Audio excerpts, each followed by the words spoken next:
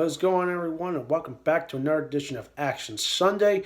This week, as requested, I was asked to review White Tiger, and sure enough, that's what I'm going to do this week. And believe it or not, actually for the next maybe 2 weeks, I'm going to review some movies that features Cary Daniels in the titular role. All right, but anyway, for those of you that have never heard this title or never heard this movie, just a disclaimer: it's not to be confused with a similar title that just came out this year called The White Tiger. That's a totally different genre. This one is an action gem from the '90s. It stars Cary Daniels, who plays a DEA agent that's trying to take down this drug kingpin.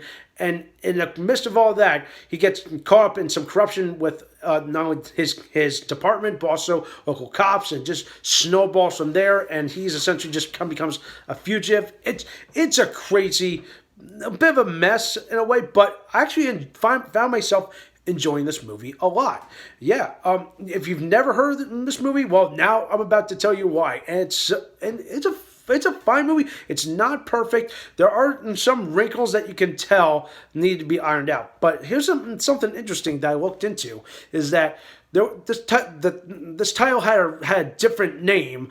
Apparently, that movie, the production was halted because it ran out of money. But somehow the studio found the rights to this movie, scooped up the footage, fixed it up a little bit, added Cary Daniels, and there you go. You had the White Tiger movie. So there you go. So in a way, it kind of feels a little slapdash, but the plot and the pacing work. I found myself, like I said, I really enjoyed this movie. I don't know why, but I think it was just the title. I think it was just the cool character, the sayings, I don't know. No, but it's nothing too flashy. I feel like it was just generic. I like some of the fight scenes. Let's see, the fighting stuff. Like the first part of the movie, it's like just sets it up. It's really good. But really, just shows you like how badass Cary Daniels can be, and he's a bit of an underrated actor. I use that term mildly because I never even heard about him until like some recent years, and of course, it didn't take a time to register, but he was in Hunt to Kill with Steve Austin. I was like, wait.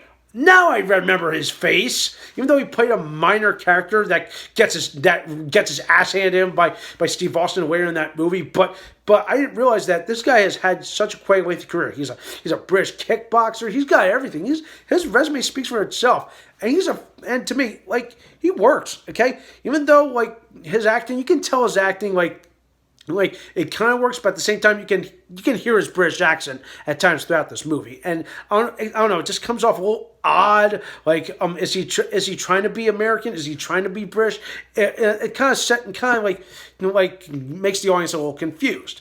But beside that, like, nothing much else I can tell that is bad about this movie. But I just found myself like really enjoying this movie. Like, it's like I don't think there was a single bad moment or cliche. Like, there are some cliches. Like, there's a bit of cliche formula that I've seen that I might have seen in like movies like Kickboxer or even First Blood. I don't know. It's just something just made me think of that. But I'm like, but it's I don't think it's paying homage or ripping it off. It's just borrowing similar elements. And of course, yes, it may be cheap, but in the case of the context of the story and context of the movie, it really works. Okay, yeah. So yeah, bit of a very underrated gem. I'd say if you've never seen this movie, give it a watch. You might enjoy it. Okay, like that's pretty much it. I found this movie over on the Tubi app. It's also available on Amazon. So yeah, there you go. All right, and with that in mind, I'm gonna give this movie a score of. Give it a 7.5 out of 10. That's as best I'm gonna give it to you because like I said, despite the slapdash of crap like origin story of the whole of the production of this movie, but it really works. You got how everything kind of ironed out. The cast is pretty cool. You got Cary Togawa playing the villain. In a good way, because of course I find it ironic is that this was like his peak, like Mortal Kombat or come out. But you get my point. It's all fun and games, and these guys just beat the shit out of each other in the movie, like between him and Cary Daniels. It really works, and you'll just have a great time. I'd suggest you pick up this movie right now. All right. So that does for this week. As for next week, which Cary Daniels movie am I reviewing? Well, It's been on my queue for a while. Someone introduced it to me, and I'm dying to see it so bad because I want to see how good it was or how bad it is, because it's called Firepower and it features the legendary Ultimate Warrior. Yes, I'm gonna be reviewing that one. So stay tuned for that. Okay. So thumbs up the video, and I'll see you then.